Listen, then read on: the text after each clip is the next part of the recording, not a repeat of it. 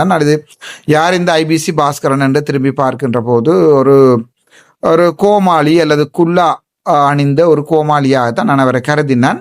ஆகவே நான் அவரை பெருசாக கணக்கெடுக்கவில்லை. ஆனால் தொடர்ந்து நான் அவருக்கு என்னுடைய முகப்புத்தகத்தில் ஒரு காட்டுமிராண்டித்தனமான ஓயல் படிக்காத ஒரு நபருடைய செயற்பாடாக பொதுமக்களிலேயே வீடியோக்களை போட்டு பொதுமக்களை நாயே பேய் என்று பேசுவதிலே எந்த அர்த்தமும் இல்லை. உங்களுக்கு சகல உரிமையும் இருக்கிறது, உங்களுடைய நிறுவனத்தை எவ்வாறு நீங்கள் நடத்தலாம் என்று. ஆகவே அடுத்த ஒரு கம்ப்ளைண்ட் வரையிலே நீங்கள் வைத்திருக்கின்ற பழக்குகின்ற நாய்களை மற்றும் அந்த பாதுகாப்புக்கு வைத்திருக்கப்படுகின்ற நாய்களையும் இந்த நபர் வெளிநாட்டிலே அடித்தகாசோ உழைத்தகாசோ உருட்டினகாசோ சுருட்டினகாசோ கொண்டு வந்து வடக்கு மாநிலத்தில் போட்டிருக்கிறார். அதிலே சில பேர் கும்மி அடிக்கிறார்கள். காட்டு மிராண்டித்தனமான ஓயல் படிக்காத ஒரு நபருடைய செயற்பாடாக பொதுமக்களிலேயே வீடியோக்களை இல்லை. நீங்கள் கள்ளமணல் கடத்துகின்ற நீங்கள் வைத்திருக்கின்ற பழக்குகின்ற நாய்களை மற்றும் அந்த பாதுகாப்புக்கு வைத்திருக்கப்படுகின்ற நாய்களையும் மனிதர்களையும் சரித்து சேர்த்த 10ஆம் ஆண்டோ 11ஆம் ஆண்டுக்கு மேல் படிக்கவில்லை நினைக்கிறேன். அதுக்கு பிறகு மேலே சர்டிஃபிகேட் இருந்தால் எங்களிடம் காட்டலாம். அப்படி இருந்தும் அவர் வெளிநாட்டில் போய் அவர் மூட்டைகள் தூக்கி பணங்களை சேகரித்து உங்களுக்கு தெரியும் அவர் எப்படி செய்திருப்பார், எப்படி சேகரித்திருப்பார் என்று அவை அதை பற்றி அது தொடர்பாக நான் கதைக்க விரும்பவில்லை. அது உங்களுக்கு தெரிந்தால் நல்லம், தெரியாவிட்டால் நீங்கள் புலம்பெயர் மக்களிடம் கேட்டு தெரிந்து கொள்ளலாம். ஆகவே 3 மொழிகளில் ஆகவே ரீச்சா பாஸ்கரன் அல்லது பாஸ்கரன் கந்தையா இந்த வீடியோவை பார்த்தால் இது நான் உங்களுக்கு போடுகின்ற வீடியோ தான். 3 மொழிகளிலுமே அங்கே இருக்கின்ற சட்டங்களை முதலாவதாக எழுதி போடுங்கள். ஆகவே உள்ளே வந்து ஒருவர் நியாயம் கதைக்க வலிக்கிட்டா பிறகு தூக்கி வெளியால் எறி என்பது மனிதாபிமானம் இல்லாத காட்டுமிராண்டித்தனமான முல்லாக்களினுடைய செயலாகவே நான் பார்க்கிறேன். நீங்கள் ஒருவரை உள்ளுக்குள்ள வர விட்டு பணத்தை பெற்றுக்கொண்டு தயவு செய்து வெளியே அனுப்ப வேண்டாம். அது உங்களுடைய ஒரு காட்டுமிராண்டித்தனமான ஓயல் படிக்காத ஒரு நபருடைய செயற்பாடாக பொதுமக்களிலேயே வீடியோக்களை போட்டு செய்யக்கூடிய மொத்தமான தொழில். உங்களுடைய மனைவியும் என்னுடைய தந்தையாருக்கு சல்யூட் அடித்தவா என்ற அடிப்படையில் ஒரு காவல்துறையை அனுமதிப்பதற்கு மொத்த வடிவத்தை நீங்கள் உங்கே செயற்படுத்தி கொண்டிருக்கிறீர்கள். காவல்துறை யூனிஃபார்ம் ஒன்றை கொடுத்து அதில் மோட்டர் சைக்கிளை கொடுத்து உள்ளுக்குள்ளே ஓடுவது போன்றும் நீங்கள் நடந்து வர மாதிரியும் உங்களை சுற்றி நாய் ஒன்று ஓடி வருவதை மாதிரியும் அந்த படம் சந்திரமுகி படம் மாதிரி உங்களுடைய படங்களை நான் பார்த்திருக்கிறேன். நான் உங்களுக்கு ஒரு தெளிவான வேண்டுகோள், இந்த சந்திரமுகி நாய்களுக்கும் அதே நேரத்தில் உங்களை சுற்றி நிற்கின்ற நாய்களுக்கும் ஒரு தெளிவான பதில் ஒன்றை சொல்லி வையுங்கள். என்னவென்றால், இந்த உடைத்து நீங்கள் சேர்த்து பணம் சேர்த்து கூலி வேலை செய்து இவ்வளவு பெரிய பணக்காரராக வந்திருக்கிறீர்கள். ஆகவே உங்களுக்கு வெளிநாட்டு சட்டத்திட்டங்கள் தெரியணும்.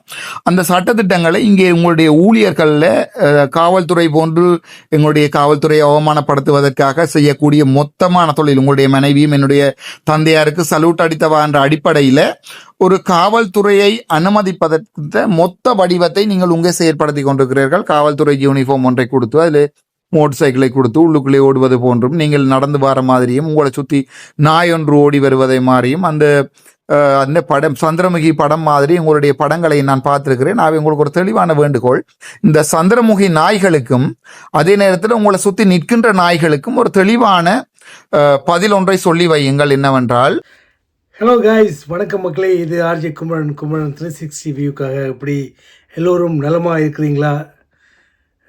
நலமாக இருப்பீங்கன்ற நம்பிக்கையோடு இன்றைக்கும் ஒரு சமகால பார்வையில் உங்களை சந்திப்பதில் மிக்க மகிழ்ச்சி. இப்போ நான் ரெக்கார்ட் பண்ணிக்கல இரவு 11:30, ஸோ கண்ணெல்லாம் சிவப்பாக இருக்குது. என்னென்னா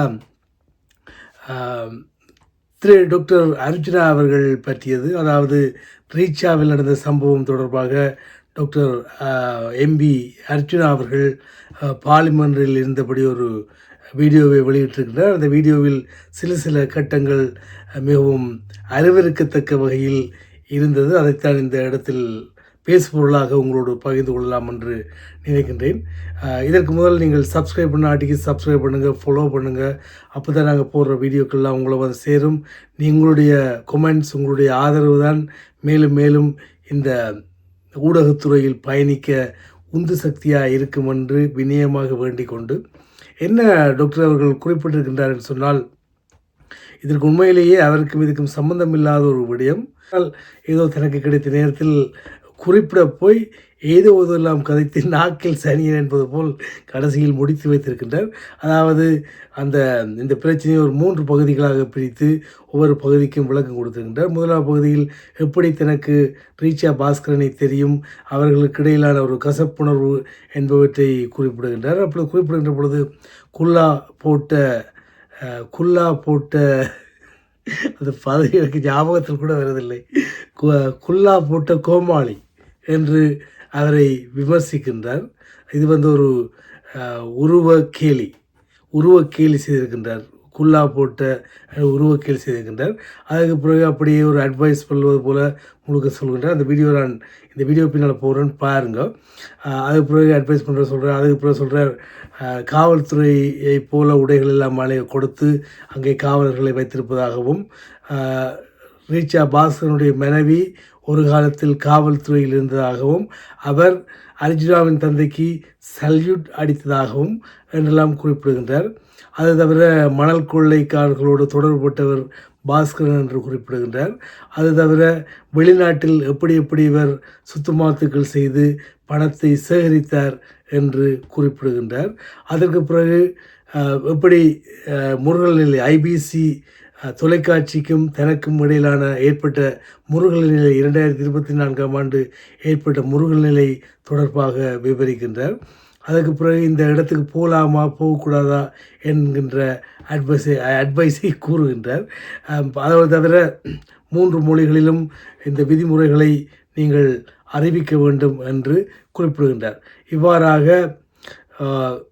ஒரு தனிநபரை எவ்வாறெல்லாம் புண்படுத்த முடியுமோ, எவ்வாறெல்லாம் கீழ்த்தரமாக பேச முடியுமோ, அது தவிர அடிக்கடி குறிப்பிடுகின்றார் ஓலெவல் மட்டுமே ஓலெவல் படிக்காதாக்கள் என்று குறிப்பிடுகின்றார். 10ஆம் வகுப்பு 11ஆம் வகுப்பு தான் படித்தது என்று குறிப்பிடுகின்றார். உண்மையிலே 95ஆம் ஆண்டு இடம்பெயர்ந்த காலத்தில் 97ஆம் ஆண்டு படித்த மாணவர்களால் ஏலெவல் கூட எடுக்க முடியாமல் ஓலெவலோடு தான் ஓடினாங்க. அப்படி ஓடினாக்கள் எல்லாம் இருக்கிறார்கள். சரி என்று சொல்கிறார் டாக்டர். அது பிறகு இவர் டாக்டரே ஒரு இடத்துல சொல்லியிருக்கிறார், அவருக்கு மெடிசின் கிடைக்கவில்லை, டென்டல் தான் கிடைச்சது. அப்போ மஹிந்த ராஜபக்ஷவின் ஆட்சி காலத்தில் சண்டை பிடித்து தான் அவரிடத்தான் குறிப்பிடுகின்றார். சரி, அவருடைய குறிப்பு. அது தவிர பாஸ்கரன் அவர்கள் நாய்களை வளர்ப்பதாகவும் காவலுக்கு நாய்களை வைத்திருப்பதாகவும் அந்த காவலர்களையெல்லாம் நாய்கள் என்று விழிக்கின்றார். நாய்கள் என்று பலமுறை விழிக்கின்றார். பாஸ்கரன் அவர்களை 10ஆம் வகுப்பு 11ஆம் வகுப்பு தான் படித்திருக்கின்றார் என்று விழிக்கின்றார். காட்டு மிராண்டித்தனமான முல்லாக்கள் செயல் எனக்கு இந்த முல்லாக்கள் செயல் தெரியவில்லை. உங்களுக்கு தெரிந்தால் இந்த கொமெண்ட்ஸில் போடுங்க, நானும் பார்க்குறேன். முல்லாக்களின் செயல் என்னென்று எனக்கு தெரியல என்றெல்லாம் குறிப்பிடுகின்றார். இதுதான் இந்த வீடியோவில் பாருங்கள். உங்களுடைய கருத்துக்களை பதிவிடுங்க. ஒரு எம்பி ஒரு உதாரணமாக திகழ வேண்டிய எம்பியின் நிலை இப்படி இருக்கின்றது என்று கவலையாக இருந்தது. அதைத்தான் உங்களோடு பகிர்ந்து கொள்கின்றேன். நன்றி, வணக்கம் மக்களே. மறந்துடாமல் சப்ஸ்கிரைப் பண்ணுங்கள், லைக் பண்ணுங்கள், ஷேர் பண்ணுங்கள், ஃபாலோ பண்ண மறந்துடாங்க. நன்றி, வணக்கம். வணக்கம். நான் டாக்டர் ராமநாதன் அர்ச்சுனா. இன்றைக்கு 2025ஆம் ஆண்டு செப்டம்பர் மாதம் 15ஆம் திகதி இன்றைய தினம் பாராளுமன்றத்திலே ஒரு முக்கியமான ஒரு மீட்டிங் ஒன்று நடந்து கொண்டிருக்கிறது. இது வெளியால் சொல்லக்கூடிய அவ்வளோ பெரிய முக்கியமான மீட்டிங் அல்ல. எங்களுடைய அந்த குழுக்கள், சுகாதார குழுக்கள் தொடர்பான ஒரு இடைநிலை குழுக்களுடைய தீர்மானங்களை எடுக்கின்ற ஒரு மீட்டிங் ஒன்று நடந்திருக்கிறது. ஆகவே பாராளுமன்றத்துக்கு வந்து நிற்கிறேன். அந்த இடைவெளி நேரங்களிலே உங்களோட இந்த வீடியோவை போட்டு வீடியோவில் விளக்கம் ஒன்றை தர வேண்டும் நினைத்தேன். நான் என்னுடைய ஃபோனை தட்டி கொண்டிருந்த போது யூடியூப்பிலும் முக்கியமாக ஐபிசியிலும் அதே நேரத்திலே பல யூடியூபர்ஸும் தனிப்பட்டவர்களும் இந்த ஒரு சில பொதுவான விடயங்கள் தொடர்பாக விவாதித்து கொண்டிருக்கிறார்கள். அது என்னென்றால், அண்மைய தினத்தில் எங்களுடைய ஐபிசி பாஸ்கரன் அவர்களால் ரீச்சாவில் நடத்தப்படுகின்ற அல்லது இயக்கச்சியில் நடத்தப்படுகின்ற ரீச்சா என்று சொல்லப்படுகின்ற புலம்பெயர் மக்களுக்கும் நிலத்தில் இருக்கிற மக்களையும் இணைக்கின்ற உறவு பாலம் என்று சொல்லப்பட்ட ஒரு பண்ணை, இது தொடர்பாகத்தான் இந்த விமர்சனங்கள். ஆகவே நான் இந்த விடயங்களை நேரடியாக எந்த பக்கச்சார்புமின்றி சரியான விடயத்திலே மக்களிடம் சொல்லுகிறேன். மக்கள் தான் தீர்மானிக்க வேணும், ரீச்சாவுக்கு இனிமேல் போக வேணுமா போகக்கூடாதா என்று நான் இந்த வீடியோவை முழுதாக பார்த்துவிட்டு சொல்லுங்கள் என்னுடைய கருத்துக்கள் நியாயமானவையா இல்லை என்று. இப்போ இதில் வந்து இந்த வீடியோக்களில் 60% அல்லது 40% அல்லது 50% குறைந்தளவு இந்த வீடியோவை பார்க்கின்றவர்கள் பெரும்பாலானவர்கள் புலம்பெயர் நாட்டில் இருக்கின்ற தமிழர்கள். அதிலே முக்கியமாக ரீச்சா பாஸ்கரனுடைய நல்ல நட்பில் இருக்கின்ற அவருடைய அபிமானிகள் இந்த வீடியோவை பார்க்கக்கூடும். சில நேரங்களில் ரீச்சா பாஸ்கரனுடைய பழைய வரலாறுகளை தெரிந்தவர்கள் அவர்கள் கூட இதை பார்க்கக்கூடும். ஆகவே விஷயத்துக்கு வருவோம் நேரடியாக.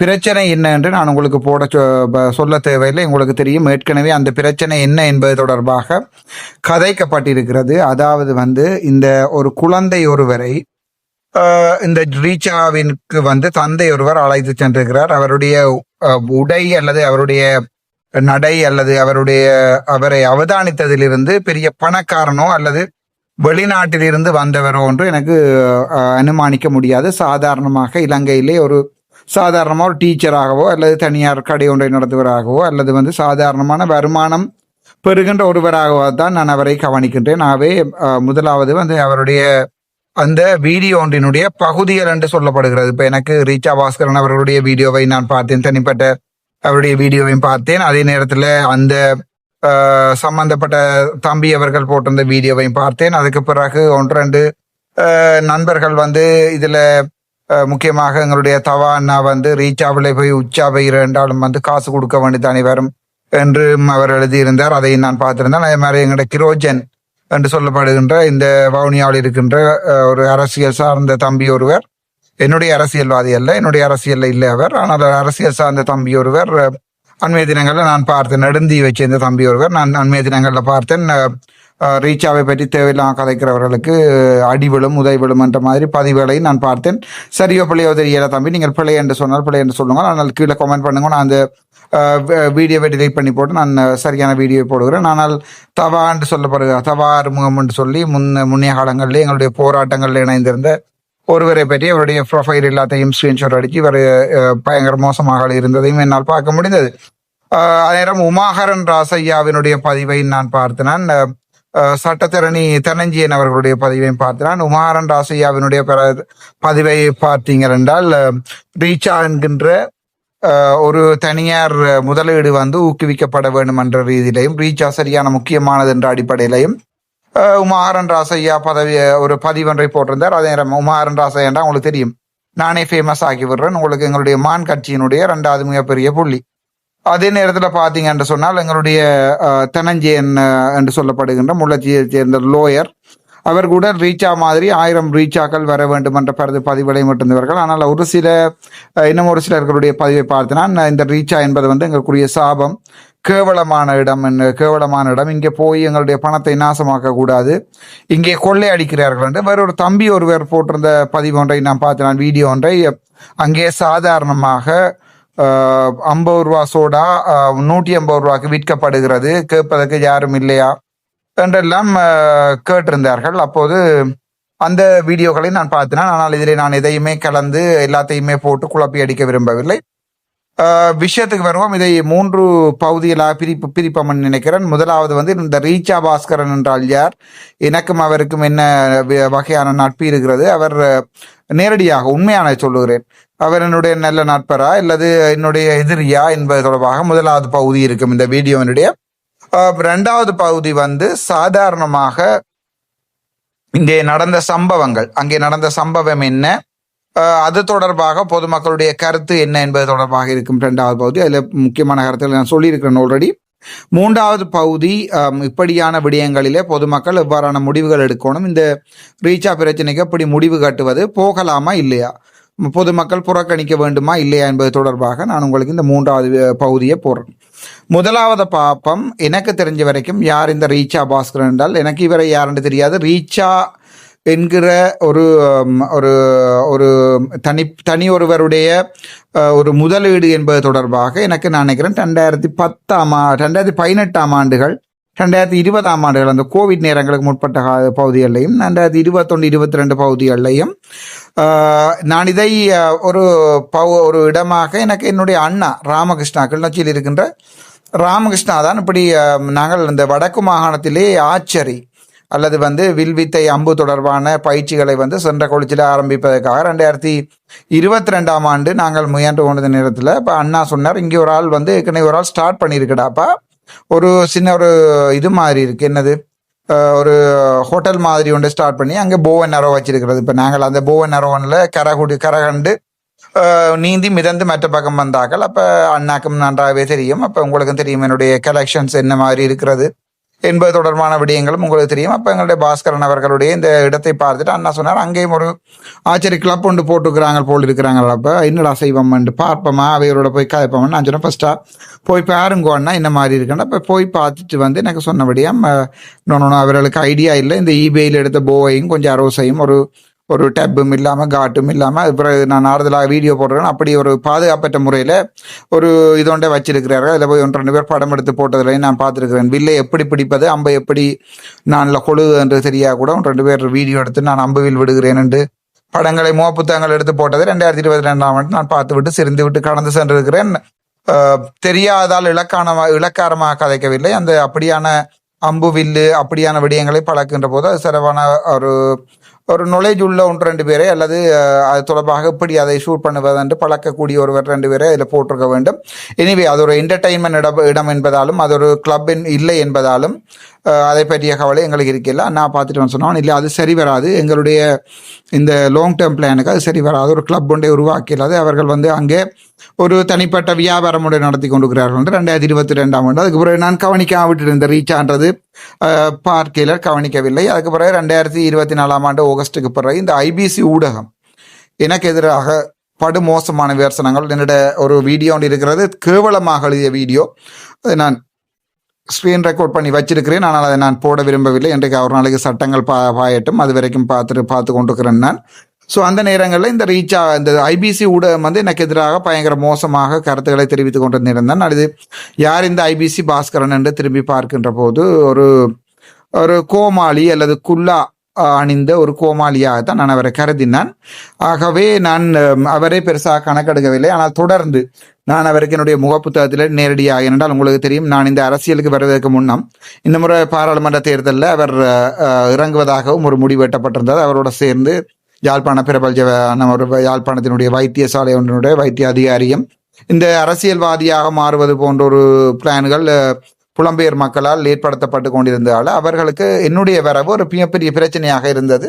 ஸோ ஐபிசி ஊடகம் என்னை பற்றி எவ்வளவு தவறான கருத்துக்களை தெரிவிக்க முடியுமோ அந்த அவ்வளத்தையும் இப்போ கடந்த 1-1.5 மாதங்கள் வரைக்கும் படுகேவலமான பதிவுகளை தான் இந்த ஐபிசி ஊடகம் போட்டு கொண்டிருந்தது. ஆகவே நாங்கள் அதில் டிஃபமேஷன் தொடர்பான எத்தனையோ வீடியோக்களை நான் டவுன்லோட் பண்ணி வைத்திருக்கிறேன். காலங்கள் வரும்போது அவற்றை பார்த்து கொள்வோம் என்று வைத்துக்கொண்டு, சரி இதுதான் எனக்கு ஐபிசி. அது பிறகு நான் என்னிடம் புலம்பெயர் நாட்டிலிருந்து ஒரு 4-5 பேர் எடுத்து காய்ச்சார்கள். ஐபிசி பாஸ்கரன் சரியான நல்லம், ஐபிசி பாஸ்கரனோட நீங்கள் கதையுங்கள், அவர் உங்களுக்கு அரசியலுக்கு பணம் தருவார், அது இதுன்னு நான் அப்போது கேள்விப்பட்டிருக்கேன். இந்த தமிழரசு கட்சியினுடைய பிரச்சாரத்துக்கு அவர் 10 லட்சமோ 5 லட்சம் கொடுத்ததாக. ஆகவே என்னை பொறுத்த வரைக்கும் அப்படி அவரிட வேண்டிய தேவையில்லை. இப்போ இன்றைய தினம் கூட நான் உங்களுக்கு நேரடியாக உண்மையை சொல்லுகிறேன். கனடாவில் இருந்து ஒரு தம்பியோரால், அண்ணா உங்களுக்கு என்ன வேணுமென்றாலும் நீங்கள் என்னுடைய கிரெடிட் கார்டை பாவிச்சு புக் பண்ணுங்கள், கார்டை தரவாண்டு கேட்டு எனக்கு பதிவை போட்டிருந்த போது உண்மையாகவே நிகழ்ந்து போனேன். நான் சொன்னேன், இல்லையா அப்போ எனக்கு காசு தேவை என்றால், இப்போ நான் வெளிநாட்டில் போய் நிற்கிறதுக்கு, எனக்கு போகிறதுக்கு வாரத்துக்கு ஏஃபேருக்கு ஏதாவது தேவை என்று சொன்னால் நான் உங்களுக்கு 5 லட்சம் வேணும், 2 லட்சம் வேணும்,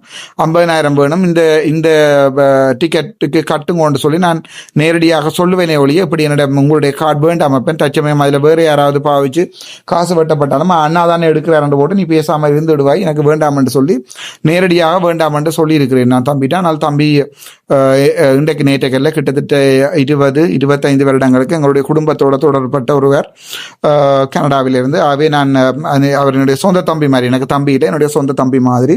ஆகவே நான் அவரிடம் நேரடியாக சொல்லியிருக்கிறேன். அந்த அளவுக்கு என்னுடைய மக்கள் என்னை நேசிக்கிறார்கள்.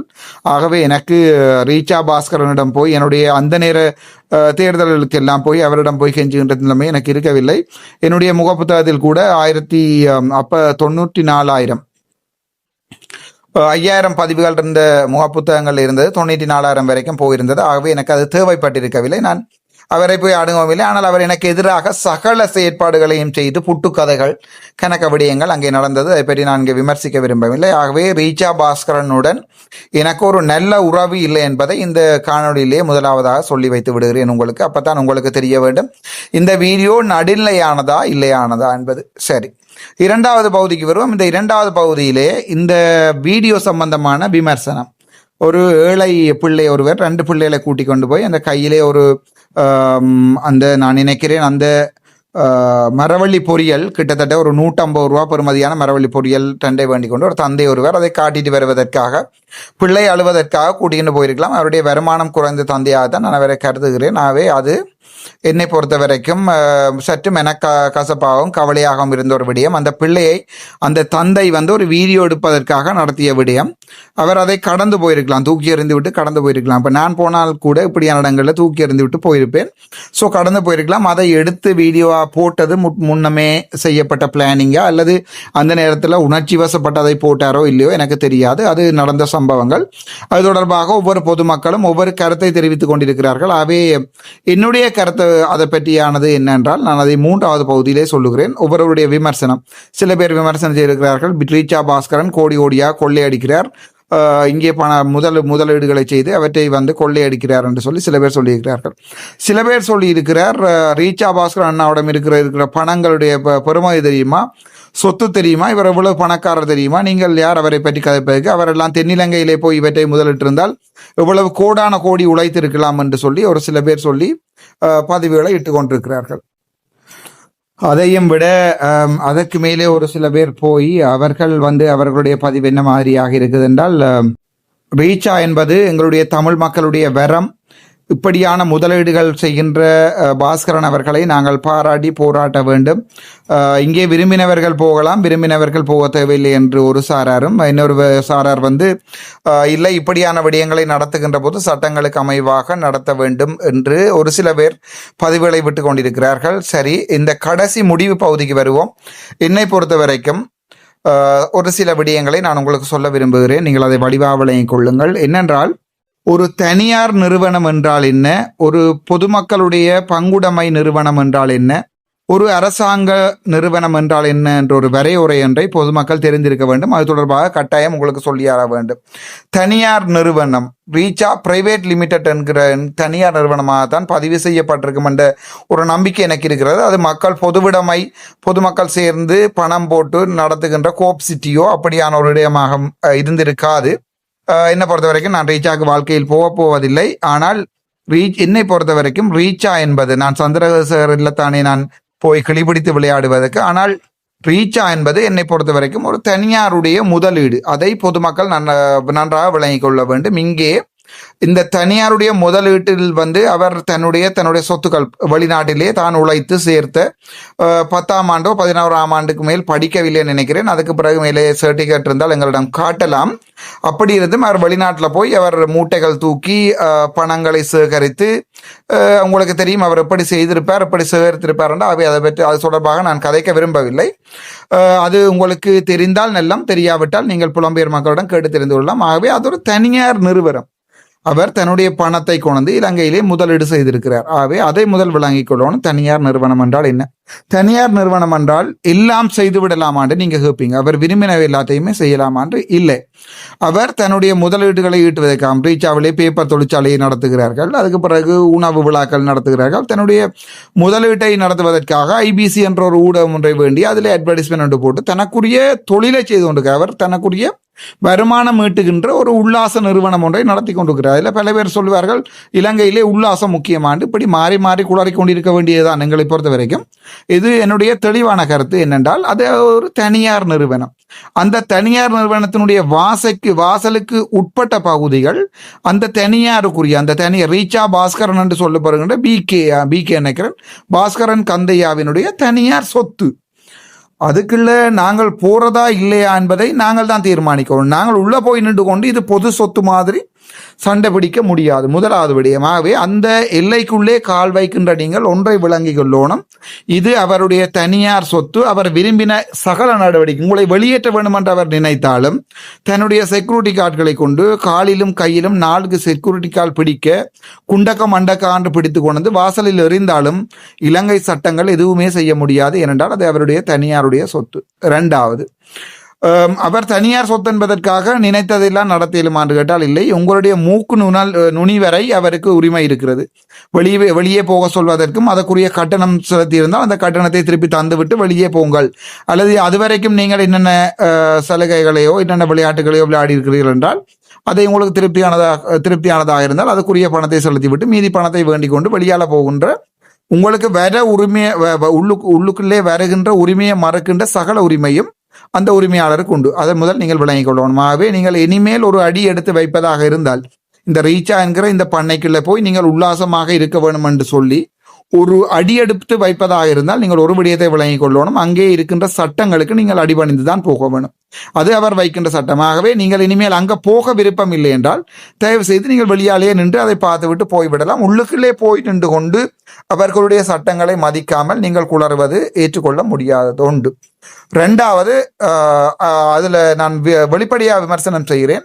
என்னென்ன அந்த உள்ளுக்குள்ளே செய்யலாம் என்னென்ன செய்யக்கூடாது என்பது தொடர்பாக வெளியிலே தெளிவாக அறிவுறுத்தப்பட்டிருக்க வேண்டும். அல்லது உங்களுக்கு டிக்கெட் ஒன்று தந்தால், உதாரணத்துக்கு பேராதனை பூங்காவுக்குள்ளே போனால் அது அரசாங்கத்தினுடைய பேராதனை பூங்கா என்றால் கூட அதுக்குள்ளுக்குள்ளே என்ன செய்யலாம் என்ன எடுக்கலாது, படம் எடுக்கலாமா எடுக்கலாதா, கேமரா கொண்டு போகலாமா கேமரா கொண்டு போயிடாதா, கேமரா கொண்டு போகிறன்றது அல்லது போன் கொண்டு போகிறன்ற சந்தர்ப்பத்தில் இவ்வளவு காசு கொடுக்கணும். ஒரு ஷூட்டிங் எடுப்பதற்கு எவ்வளவு. நீங்கள் பேராதனை பூங்காவுக்கு போய் பார்த்தால் உங்களுக்கு நன்றாகவே தெரியும். தெளிவாக வரையறையாக அந்த டிக்கெட்ல எழுதியிருப்பார்கள். அங்கே இருக்கிற போர்ட்ல எழுதி போட்டு மக்களின் கவனத்தை கண்டு 3 மொழிகளில், ஆகவே ரீச்சா பாஸ்கரன் அல்லது பாஸ்கரன் கந்தையா இந்த வீடியோவை பார்த்தால் இது நான் உங்களுக்கு போடுகின்ற வீடியோ தான். 3 மொழிகளிலுமே அங்கே இருக்கின்ற சட்டங்களை முதலாவதாக எழுதி போடுங்கள். ஆகவே உள்ளே வந்து ஒருவர் நியாயம் கதைக்க வலிக்கிட்டா பிறகு தூக்கி வெளியால் எறி என்பது மனிதாபிமானம் இல்லாத காட்டுமிராண்டித்தனமான முல்லாக்களினுடைய செயலாகவே நான் பார்க்கிறேன். நீங்கள் ஒருவரை உள்ளுக்குள்ள வரவிட்டு விட்டு பணத்தை பெற்றுக்கொண்டு தயவு செய்து வெளியே அனுப்ப வேண்டாம். அது உங்களுடைய ஒரு காட்டுமிராண்டித்தனமான ஓயல் படிக்காத ஒரு நபருடைய செயற்பாடாக பொதுமக்களிலே வீடியோக்களை போட்டு பொதுமக்களை நாயே பேய் என்று பேசுவதிலே எந்த அர்த்தமும் இல்லை. உங்களுக்கு சகல உரிமையும் இருக்கிறது. உங்களுடைய நிறுவனத்தை எவ்வாறு நீங்கள் நடத்தலாம் என்று. ஆகவே அடுத்த ஒரு கம்ப்ளைண்ட் வராமல் தாங்கள் வெளியிலே நான் நினைக்கிறேன் ஒரு 12 அடி அகலத்திலே அல்லது 24 அடி 24 அகலத்தில் 6 அடி அல்லது 8 அடி அகலங்களில் பெரிய கொட்டை எழுத்துக்களிலே போட்டுக்கொள்ளுங்கள். இந்த நிறுவனம் என்னுடைய சொந்த நிறுவனம். இந்த நிறுவனத்தில் நான் வைப்பதுதான் சட்டம். இந்த சட்டங்கள் இவ்வளவு சட்டங்களும் இருக்கிறது. இதற்கு மேலதிகமாகவும் நான் நினைத்த நேரங்களிலே சட்டங்களை இயற்றிக் கொள்ளுவேன். விரும்பினால் வரலாம், விரும்பாவிட்டால் போகலாம் என்ற ஒரு பதில் ஒன்றை அதில் போட்டுக் கொள்ளுங்கள். அதில் அந்த ஒரு தெளிவான ஒரு பதிவு ஒன்றை அதில் போடுங்கள். இரண்டாவது விடயம், எழுதப்படுகின்ற சட்டங்கள் 3 மொழிகளிலும் இருக்க வேண்டும். அந்த டிக்கெட்ல வந்து நீங்கள் போட வேணும். என்னுடைய சகல ரீச்சாவினுடைய சகல சட்டங்களை மதித்து கொண்டுதான் நான் இந்த உல்லாச புரிக்குள் வந்து உல்லாசங்களை அனுபவித்து போகிறேன் என்கிறதை ஏற்றுக்கொள்கிறேன் என்று ஒரு சிக்னேச்சர் ஒன்றை வேண்டிக் கொள்ளுங்கள் முதலாவது. அல்லது டிக்கெட் ஒன்றை டிக்கெட்டில் எழுதுங்கள். இந்த டிக்கெட்டை பெறுவதன் மூலம் எங்களுடைய சட்டங்களுக்கு நீங்கள் உள்ளமைவீர்கள் என்பதை நாங்கள் அன்புடன் தெரிவித்துக் கொள்கிறோம் என்று சகல 3 மொழிகளிலையும் எழுதி, நாளைக்கு சிங்கள மக்களோ முஸ்லீம் மக்களோ வந்து இங்கே சண்டை பிடிக்கக்கூடாது, மொழிகளில் இல்லாதபடியால் தெரியாது என்று எழுதி வைத்துக் கொள்ளுங்கள். 2வது விடயம். 3வது விடயம், எனக்கு தெரியும் ஒரு சாதாரணமாக ஒரு சின்ன ஒரு கட்சி ஒரு சுயேட்சை குழுவையே ஒன்றாக நடத்துவன்றது பெரிய விடயம். ஆகவே உங்களை பொறுத்த வரைக்கும் எனக்கு சின்ன ஒரு என்னுடைய நான் ஒரு சாதாரண மனிதனாக ஒரு சின்ன அட்வைஸ் உங்களுக்கு, உங்களுடைய ஊழியர்களுக்கு சில விடயங்களை, இப்போ நீங்கள் வெளிநாட்டில் போய் இருந்து தான் வந்திருக்கிறீர்கள், வெளிநாட்டில் இருந்து கஷ்டப்பட்டு கல்லுடைத்து நீங்கள் பணம் சேர்த்து கூலி வேலை செய்து இவ்வளவு பெரிய பணக்காரராக வந்திருக்கிறீர்கள். ஆகவே உங்களுக்கு வெளிநாட்டு சட்டத்திட்டங்கள் தெரியணும். அந்த சட்டத்திட்டங்களை இங்கே உங்களுடைய ஊழியர்களில் காவல்துறை போன்று எங்களுடைய காவல்துறையை அவமானப்படுத்துவதற்காக செய்யக்கூடிய மொத்தமான தொழில், உங்களுடைய மனைவியும் என்னுடைய தந்தையாருக்கு சல்யூட் அடித்தவா என்ற அடிப்படையில் ஒரு காவல்துறையை அனுமதிப்பதற்கு மொத்த வடிவத்தை நீங்கள் உங்கே செயற்படுத்தி கொண்டிருக்கிறீர்கள். காவல்துறை யூனிஃபார்ம் ஒன்றை கொடுத்து அதில் மோட்டர் சைக்கிளை கொடுத்து உள்ளுக்குள்ளே ஓடுவது போன்றும், நீங்கள் நடந்து வர மாதிரியும், உங்களை சுற்றி நாய் ஒன்று ஓடி வருவதை மாதிரியும், அந்த அந்த படம் சந்திரமுகி படம் மாதிரி உங்களுடைய படங்களை நான் பார்த்துருக்கிறேன். நான் உங்களுக்கு ஒரு தெளிவான வேண்டுகோள், இந்த சந்திரமுகி நாய்களுக்கும் அதே நேரத்தில் உங்களை சுற்றி நிற்கின்ற நாய்களுக்கும் ஒரு தெளிவான பதில் ஒன்றை சொல்லி வையுங்கள். என்னவென்றால், இந்த பொதுமக்களுடைய மூக்கு நுனி வரைக்குத்தான் ஒருவருக்கு அனுமதி உண்டு. ஒரு பொதுமக்கள்ல கை வைப்பதோ கால் வைப்பதோ அவமானப்படுத்தி வெளியே பேசுவதோ அவர் அவமானப்படுத்தப்படுகிறார் என்ற ஒரு வழக்கு ஒன்றை போடுகின்ற சந்தர்ப்பத்தில் நீங்கள் பொதுமக்களுக்கு ஒரு சர்வீஸ் ஒன்று கொடுத்து அதுக்குரிய பணத்தை பெற்றுக்கொள்கிறீர்கள் என்ற அடிப்படையில் உங்களுக்கு அதற்குரிய சட்டத்திட்டங்கள் தெரிய வேண்டும். எந்த நேரத்திலுமே உங்களுக்கு வழக்கு ஒன்றினை பொதுமக்களால் போட்டுக்கொள்ள முடிகின்ற சந்தர்ப்பத்தில் உங்களுக்கு வழக்குகள் பெரிய விடயமில்லை. நீங்கள் கள்ளமணல் கடத்துகின்ற பெரிய பெரிய சட்டத்திறனைகளை கொண்டு இந்த வழக்குகளை வெல்லலாம். ஆனால் பொதுமக்கள் பாவம். ஆகவே மனிதாயமான அடிப்படையில் நீங்கள் வைத்திருக்கின்ற பழக்குகின்ற நாய்களை மற்றும் அந்த பாதுகாப்புக்கு வைத்திருக்கப்படுகின்ற நாய்களையும் மனிதர்களையும் சரியான விதத்தில் வருகின்ற பொதுமக்களை கண்ணியமாக நடத்தக்கூடிய ஒரு விதத்திலே தங்களுடைய ஆளணியை, அது மிகவும் கஷ்டமான விடயம். சாதாரணமாக நாங்கள் சொல்லிவிட்டு கடந்து விட்டு போகலாம், ஆனால் மிகவும் கஷ்டமான விடயம். அப்படியான சந்தர்ப்பத்திலே ஆளணியை பலப்படுத்திக் கொள்ளுங்கள். மூன்றாவது, உள்ளே நடக்கின்ற ஒவ்வொரு விடயங்கள்லையுமே தாங்கள் ஒரு நிர்ணயமான விலை பட்டியல் ஒன்றை இருந்தால் அதை முன்வாசலிலே போட்டு வையுங்கள்.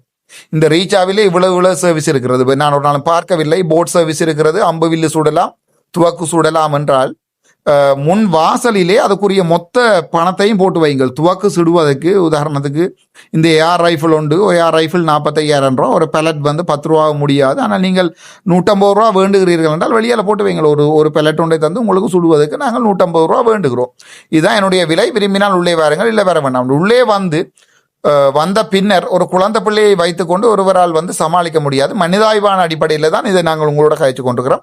ஆகவே அந்த மொத்த விலைப்பட்டியல்களும் வெளியே காட்சிப்படுத்துவது உங்களுடைய சேவையை மிக தரமானதாக மாற்றுவதற்கு உதவும் என்ற ஒரு நம்பிக்கை எனக்கு இருக்கிறது. ஆகவே ஒரு சின்ன அட்வைஸ், வழியிலே பணத்தை போடுங்கள். 4வது விடயம், இலங்கையினுடைய சட்டத்தின்படி உங்களுடைய எல்லைக்குட்பட்ட பகுதி என்று நீங்கள் சொன்னால் கூட 110 ரூபா ஒரு சோடா பாத்திரில் அடிக்கப்பட்டிருக்கின்ற போது நீங்கள் 120 ரூபாய்க்கு விற்க முடியாது. உதாரணத்துக்காக நீங்கள் அதை கூல் பண்ணி விற்கிறீர்கள், குளிர்பானம் என்றதுக்காக குளிர் பண்ணி விற்கிறீர்கள்ன்றதுக்காக 5 ரூபா வேண்டப்பட்டதுக்கு 5 லட்சம் ரூபா குற்றப்பணம் அடிக்கப்பட்ட வழக்கு தீர்ப்புகளும் இருக்கிறது. ஆகவே உள்ளே ஒரு பொருள் ஒன்றை நீங்கள் உற்பத்தி செய்வதாக இருந்தால் ஏற்கனவே விலை நிர்ணயம் செய்யப்பட்ட குளிர்பானமாக இருந்தால் அதை தெளிவாக விளங்கிக் கொள்ளுங்கள். விலை நிர்ணயம் செய்யப்பட்ட குளிர்பானமாக இருந்தால் 180 ரூபா சோடாவை 300 ரூபா சோடாவை 400 ரூபா 450 ரூபாய்க்கு விற்க முடியாது. அவ்வாறு விற்கின்ற சந்தர்ப்பத்தில் உங்களுடைய பட்டுச்சீட்டுகளோட ஒரு நபர் வெளியால வழக்கொன்றை போடுகின்ற சந்தர்ப்பத்தில் உங்களுக்கு ஒரு பெரிய பெருமளவான தொகையாய் கட்ட வேண்டி இருக்குமென்றது என்னுடைய தாழ்வான அபிப்பிராயம். ஸோ அதையும் முதல் போடுங்கள். அதிலே வெளியாலே நீங்கள் சாதாரணமாக விற்கின்ற பொருள்களில் சாதாரணமான விலைகளை போட்டுவிட்டு நீங்கள் சமைக்கின்ற உணவு பண்டங்களில் உங்களுடைய விலைகளை காட்டிக்கொள்ளலாம். 8,000 ரூபா ஒரு நேர சாப்பாடு என்று நீங்கள் ரீச்சாவிலே வைத்து விற்கலாம். ஒரு பனிசை இப்போ உதாரணத்துக்கு தெரியும், நீங்கள் போய் பார்த்தீங்கன்னா தெரியும், சங்கரிலாவிலே சாதாரணமாக டீயும் பனிசும் குடிக்கிறதுக்கு 31,000 ரூபாய்க்கு குடித்த ஆக்களும் இருக்கிறார்கள். ஆகவே டீயையும் பனிசையும் நீங்கள் 31,000 ரூபாய் விற்கலாம், ஆனால் கொக்கோ கோலா சோடா ஒன்றை நீங்கள் 15,000 ரூபாய்க்கு விற்க முடியாது. ஸோ அந்த சட்ட திட்டங்களை சற்று அறிந்து கொள்ளுங்கள், இது முக்கியமான ஒரு விடயம். ஸோ இவ்வாறான விடயங்களோடு தான் நான் இந்த வீடியோவை போடுகிறேன். என்றால் நாங்கள் ஒருவருடைய பிரதேசத்துக்குள்ள போய் காலை வைத்து உல்லாசம் காண்பதற்காக போய் இருந்து கொண்டு, முக்கியமாக வடக்கு மாநிலத்தில் இயங்குகிற வைத்தியசாலை ஒன்றுக்குள்ள போய் நீங்கள் தலையை வைத்துக்கொண்டு, நான் மேலே பார்த்தேன் மனைவிக்கு வருத்தம் என்று ஒருவர் 20K வியூஸ் போயிருக்கிறது. என்னுடைய மனைவிக்கு வருத்தம் என்று அவர் வடக்கு மாநிலத்தில் இருக்கிற ஒரு பெரிய ஒரு தனியார் வைத்தியசாலையில் போய் படுத்திருக்கிறார். மனைவி அங்கால படுத்திருக்கிறார். அதை வீடியோவாக எடுத்து போட்டிருக்கிறார். அதுக்கு 20,000 வியூஸ் போயிருக்கிறது. ஆனால் மஹிந்த ராஜபக்ச உட்பட முன்னாள் ஜனாதிபதியினுடைய பிரேரணையிலே தமிழரசு கட்சி வாக்களிக்கவில்லை. அதுக்குரிய காரணம் என்ன என்று நான் போட்ட வீடியோ 3,000 வியூஸ் தான் போயிருக்கிறது. இப்போ உங்களுக்கு விளங்கணும் எங்களுடைய தமிழர் எப்படியான ஒரு கேவலமான ஒரு சமூகமாக நாங்கள் மாறி இருக்கிறோம். என்னுடைய கடை இன்றைக்கு பூட்டு அல்லது டைல் வேண்டுவதற்காக கொழும்பு வந்தேன், விலைகளை கேட்டுவிட்டு நிலத்தில் அமர்ந்து விட்டேன், இப்படியான தலையங்கங்கள் 30,000 வியூஸ் 40,000 வியூஸ் போகின்ற வரலாறுகளும் இருக்கிறது. அவ்வளவு பொதுமக்கள் அதை பார்க்கிறார்கள். ஆனால் இலங்கை அரசியல் வரலாற்றில் நடக்கிறது, தமிழர்களுடைய அரசியல் என்ன நடக்கிறது என்பது தெரியாது. ஆனால் தங்களுடைய ஒழுங்கைகள் போட விடாட்டி நிற்பார்கள். டாக்டர் இந்த ஒழுங்கையை போடல, அது ஒரு கதைங்கள். அப்படி ஒரு கேவலமான அரசியல் அறிவற்ற ஒரு சமூகமாக தான் நாங்கள் மாறிக்கொண்டிருக்கிறோம். ஸோ அந்த அடிப்படையிலையும் எனக்கு மிகவும் கவலையாக இந்த வீடியோவை போட்டுக்கொள்கிறேன்.